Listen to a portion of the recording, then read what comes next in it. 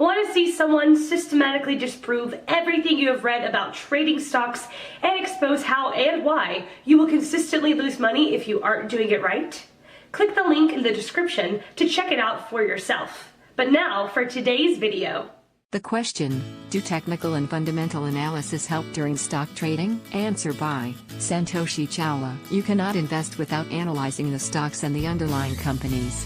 That would be akin to running on the highway blindfolded. There are many kinds of share market analyses. Read further to know about fundamental and technical analysis. What is fundamental analysis? This method aims to evaluate the value of the underlying company. It takes into account the intrinsic value of the share, keeping in mind the economic conditions and the industry along with the company's financial condition and management performance. A fundamental analyst would most definitely look at the balance sheet, the profit and loss statement, financial ratios and other data that could be used to predict the future of a company. In other words, fundamental share market analysis is about using real data to evaluate a stock's value. The method uses revenues, earnings, future growth, return on equity, profit margins and other data to determine a company's underlying value and potential for future growth. The basic belief is that as the company grows, so will the value of the share increase. This in turn will benefit the investor in the long run. What is an overvalued stock or an undervalued stock? Once you look at the balance sheet and other financial details, you use ratios to compare the financials with the price of the stock. This helps understand how much an investor is really paying in comparison with the company's growth. The most common ratio used is the price to earnings or P ratio. This is computed by dividing the share price with the company's earnings per share. If the share price in comparison with its earnings per share is less than industry average, then the stock is said to be undervalued. This means the stock is selling at a much lower price than what it is actually worth. In contrast, an overvalued stock is where the investor is paying more for each rupee the company earns. This means the stock's price exceeds its intrinsic value. This often happens when investors expect the company to do well in the future. A high P in relation to the past P ratio of the same stock may indicate an overvalued condition, or a high P in relation to peer stocks may also indicate an overvalued stock. However, as an investor you have to be very careful. Compare the fundamental value of the stock with its historic values. If there is a sudden increase in valuation, there are high chances that the price may fall to correct the mispricing. In case of a sudden fall in valuation, check for any latest news about the company. It is quite likely that some new factor may have emerged that may be detrimental to the company's profits. Since the P is computed using the earnings per share for the year gone by, it is called a trailing P. This is not a perfect way to understand the stock's value. For this reason, analysts often use the forward P, where the estimated earnings per share for the current or another year is used. Let us understand using an example. Suppose a company ABC earns 50 rupees per share. Its current share price is 100 rupees. Its P ratio is thus 2. Suppose the average P ratio for the industry is 5, then the company is undervalued. If there is another company in the same industry with a P ratio of 10, then its stock will be considered to be overvalued. However, an analyst expects the company to earn 100 rupees per share in the next financial year. Then the forward P would be 1. This shows that the price is even more undervalued when you consider the company's growth. What is technical analysis? Unlike fundamental analysis, technical analysis has nothing to do with the financial performance of the underlying company. In this method, the analyst simply studies the trend in the share prices. The underlying assumption is that market prices are a function of the supply and demand for the stock, which, in turn, reflects the value of the company. This method also believes that historical price trends are an indication of the future performance. Thus, instead of assessing the health of the company by relying on its financial statements, it relies upon market trends to predict how a security will perform. Analysts try to cash in on the momentum that builds up over time in the market or a stock. Technical analysis is often used by short-term investors and traders, and rarely by long-term investors, who prefer fundamental analysis. Technical analysts read and make charts of prices. Some common technical share market analysis measures are the day moving averages, DMAs, Bollinger Bands, relative strength indices, RSI, and so on. Investing philosophies. So now you know about stock market analysis techniques. How does that really help you invest? These investing philosophies will help you understand. But what does value investing mean? Value investing is an investment style, which favors good stocks at great prices over great stocks at good prices. Hence, it is often referred to as price-driven investing. A value investor will buy stocks that may be undervalued by the market, and avoid stocks that he believes the market is overvaluing. Warren Buffett, one of the world's best-known investment experts, believes in value investing. For example, if a stock of a company growing at 10% is selling at 100 rupees with a P ratio of 10 and another stock of company that also grows at 10% is selling at 150 rupees with a P ratio of 15, the value investor would select the first stock over the second. This is because the first stock is undervalued in comparison with the second. Value investors see the potential in the stocks of companies with sound financial statements that they believe the market has undervalued. They believe the market always overreacts to good and bad news, causing stock price movements to not move in tandem with long-term fundamentals.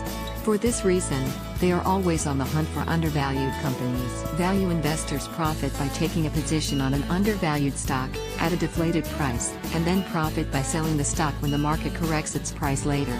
Value investors don't try to predict which way interest rates are heading or the direction of the market and the economy in the short term. They only look at a stock's current valuations and compare them to their historical range. In other words, they pick up the stocks as fledglings and cash in on them when they are valued right in the markets. For example, say a particular stock's P ratio has ranged between a low of 20 and a high of 60 over the past 5 years. Value investors would consider buying the stock if its current P is around 30 or less. Once purchased, they would hold the stock until its P rose to the 50 to 60 ranges, before they consider selling it. In case they expect further growth in the future, they may continue to hold. What is contrarian philosophy? As the name suggests, the contrarian philosophy suggests trading against the market sentiment. This means you buy stocks when they are out of favor in the marketplace, and avoiding stocks that everyone is buying. They then sell these stocks when they gain back the favor. Contrarians believe in taking advantages that arise out of temporary setbacks or negative news that have caused a stock's price to decline. A simple example of the contrarian philosophy would be buying umbrellas in the winter at a cheap rate and selling them during rainy days. Value investing is a kind of contrarian philosophy. How to place contrarian trades. If you are a contrarian trader, conduct stock market analysis. Find out stocks with low P ratios. Once you do that, compare with historical P ratios and share prices. Read up about the company, its financial performance and future outlook. If you are satisfied that the company is inherently worthy, select the stock. Wait for the prices to decline. Buy at lows. You could also look at market indicators like mutual fund cash positions, and put/call ratios, and investment advisory opinions. Mutual funds hold a portion of their assets as cash. A greater cash holding suggests that mutual funds are bearish, while a low cash holding means mutual funds are investing money in the markets. This means they are bullish. Once you understand this, take an exactly opposite position. Sell when MFs are buying and buy when they are selling. A put option is an agreement to sell in the future in the derivatives market, while a call option is when you agree to buy in the future. The put/call ratio helps you understand the proportion of put options and call options. The higher this ratio, the greater the put options, and vice versa. An increase in put options suggests that the market is bearish, while demand for call options means the market is bullish. As a contrarian trader, you should prepare accordingly. Investment advisories are issued by many brokerage firms and investment banks, which regularly conduct analysis of individual stocks, industries and the overall economy. A positive recommendation often leads to an increase in share price as investors buy the stock. Contrarian traders could buy when negative investment advisories are issued, and sell after positive recommendations. What next? You now know how to analyze the markets and are empowered with the information to trade in the stock markets. Try Swastika InvestMart Limited to manage your wealth profile. Click here to open an account or feel free to contact us. Answer by Sneha Baheti. The main objective of trading is to earn money quicker. One can only get lucrative results and earn if his entry and exit points of the trade are accurate and if there is a price and value mismatch for that particular stock. Technical analysis helps in identifying the correct entry and exit points, whereas fundamental analysis helps to analyze if there is a price and value mismatch. Thus, undoubtedly both play an important role in stock trading. But, before answering which of them is more helpful, it's important to know what is the time horizon of your trade. Is it intraday trade, lasting only one day? Swing trade, lasting for a week or few? Long-term trade, lasting for months? Investments, for a minimum of 1 year? If this has been decided, then comes the role of technicals and fundamentals. The whole concept can be explained based on real-life situations. When one has to buy something which involves a lot of capital, or say has to be used for a longer time frame, he researches about the product, takes time and finds the best price and then purchases it. But if the product is to be bought for an immediate consumption or involves very less capital, then an individual does not generally research about that product. Egg. When you buy a car versus when you buy a chips packet, akin to that, if a person wants to hold the stock for a very less time span, he or she is only bothered about the correct entry and exit price points, and in such a case, the company details do not matter as much.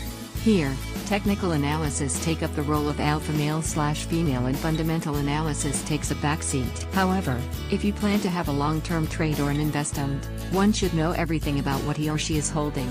Notwithstanding the fact that the company looks technically brilliant, it might so happen that the company is fundamentally unsound, which may lead to a gnarly end. Thus, it's your trade's time horizon which determines the relative importance of technical and fundamental analysis. https://blog illiernmarkets.com/t https://blog illiernmarkets.com/f. Answer by Amit Shah. Yes, it helps a lot. Both are equally important. Let's check it. There are many strategies with combinations of chart patterns and indicators. I would like to show you a strategy used for swing trading. This is applicable for intraday trading as well. This is a chart of TMART. First opportunity. Every investor should buy a stock which is either oversold or near to oversold or there is a pullback. This chart shows a pullback scenario. Here, the RSI is below 40. Ideally an oversold stock should be below 30. MACD is negative. You can see the red bar candles pointing downwards which is below 0 at -16.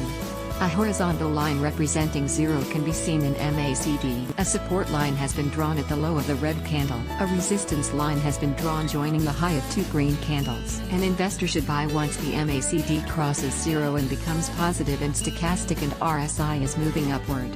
We can see the share price not touching the support line moving upwards.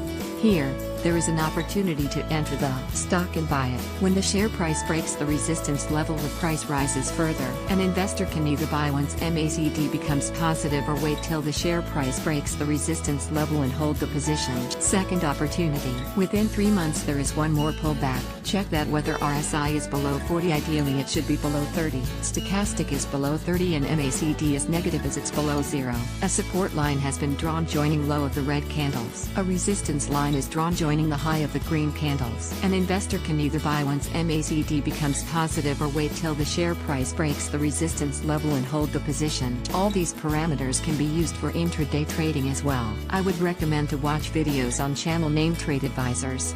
Here, basic knowledge on fundamental analysis and technical analysis is available in 3 languages: Hindi, Marathi, and English. Unless concepts are clear and proper knowledge is gained, trading will not be profitable.